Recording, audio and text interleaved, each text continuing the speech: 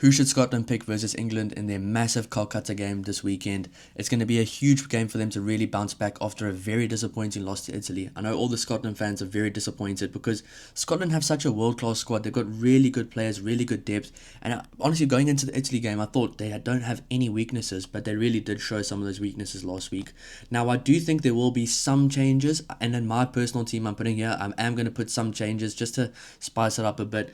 But I do think, honestly, that they might choose a similar team to try bounce back from that performance. I think if a whole group of players don't pitch up on the day or just things don't work out for them, the ball doesn't bounce their way, I think it's important to play those players again for their confidence, let them try bounce back from it. And if guys really don't pitch up, then you start making decisions based on whether they should be dropped or not. But let's get right into it. I think at number one, they're going to go for Piers Skuman. A bit of a no-brainer. He's a good player. He gets around the park well. His ball carrying's become a lot better. He's going to try get a lot of dominance this week, and he's going to probably go up against Joe Hayes, so that's going to be a very interesting matchup.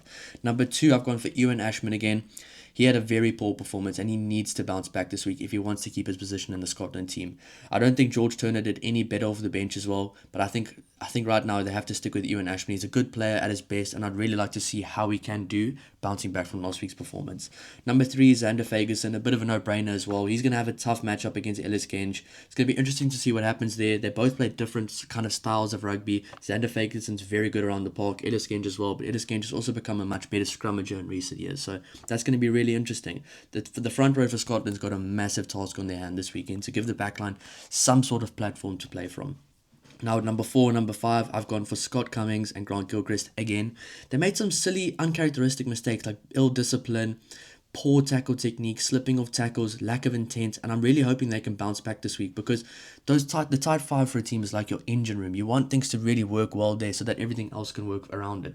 So you have to really work well at the base of the team, which is the tight five, and if it doesn't work out, it's going to look the same way it did against Italy, and they might even lose this game by further. So they're going to really have to pitch up for this game, and I'm interested to see if they can. If they don't, I think it's time for them to start looking at different players. At number six, I've gone for Matt Fagerson, a very good player. I rate him really highly. He gets around the park well. He's got a big engine, and I think the loose forwards are going to have a very, very tough task on their hands against England. I mean, that England loose trio is just phenomenal right now. So well balanced, and I think Matt Fagerson's the right guy to play against England.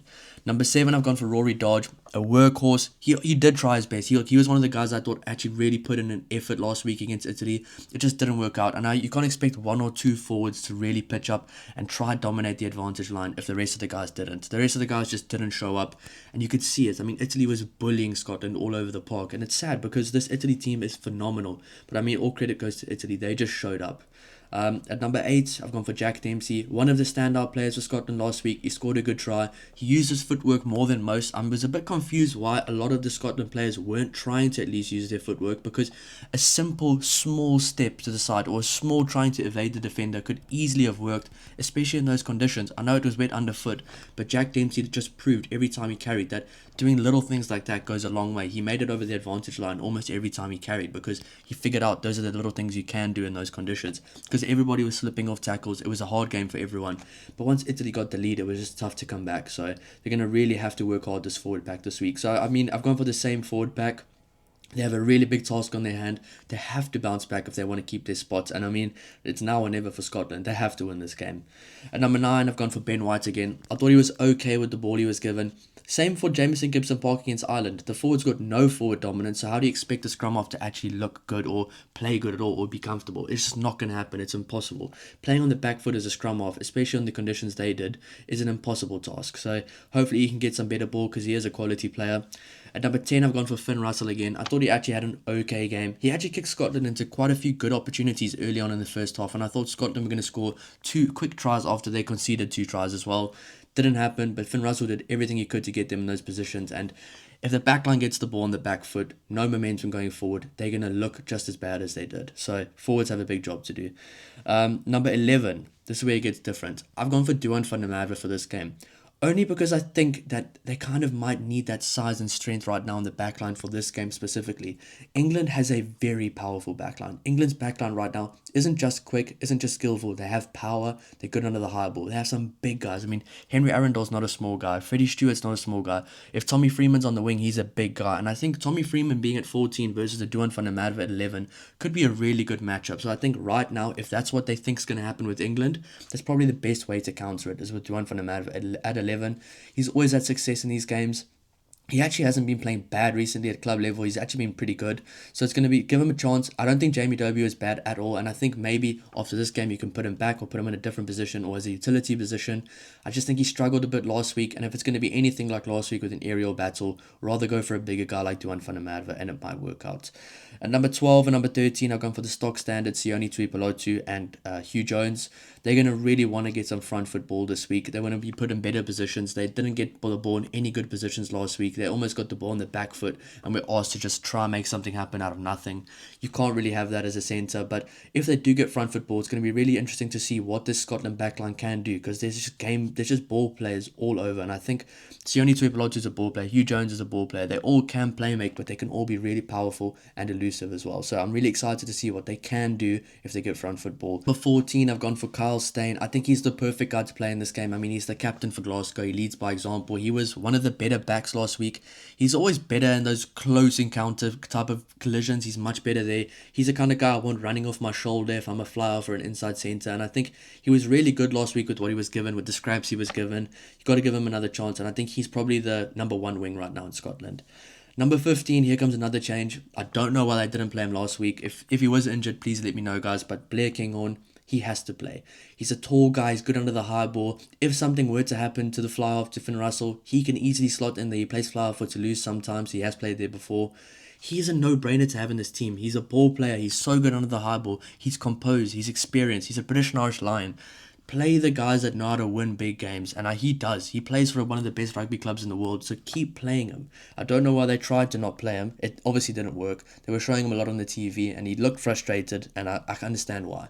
So hopefully he can get an opportunity, and that means that the backline would be Ben White, Finn Russell, Duan van der Merwe, Sione Tuipulotu, Hugh Jones, Carl Steyn, and Blair Kinghorn. That's a backline that's beaten England before, so stick with it. At number 16, I've gone for George Turner. There's not really many other options right now. He had a bit of a poor game. He'll really want to bounce back because I thought if he would have had a good game last week, he might have been starting this week, but he was just as poor as Ewan Ashman. So he's going to really want to bounce back. The two props on the bench, I've gone for Nathan Macbeth and Elliot Miller-Mills. I think just stick with them. They did okay. They kind of got dominated by Italy, but I think it was more of a 8 forwards type of thing that they just got destroyed than the front row only. So they're going to really try get some dominance up scrum time to try get the backline on the front foot, but it's going to be a very tough task because England right now is on the up and they are very confident in their set piece and all of their facets of play. Number 19, I've gone for Max Williamson. I mean, that's a bit of a no-brainer right now. I think they'll keep the bench pretty similar to last week. Number 20, Gregor Brown. But this is where it starts to change. I think they will go for a 6-2 split. I don't think they'll go for a 5-3 split. I think they tried to go for a 5-3 split against Italy, and I was quite shocked because I knew Italy was going to try bully them. Italy were going to try physically dominate this team, and they did. And when you do a 5-3 split and you get dominated the way they did, you need 6 guys. You need 6 forwards on the bench. I know if you have a clear advantage over the other team and you're really trying to play your way and run them all over the park, then it makes sense for a 5-3. But in those conditions, I think it was the wrong choice. Obviously, they might not have known before the time, but I think 6-2 this week. And that's why I think they'll go for Jamie Ritchie at number 21.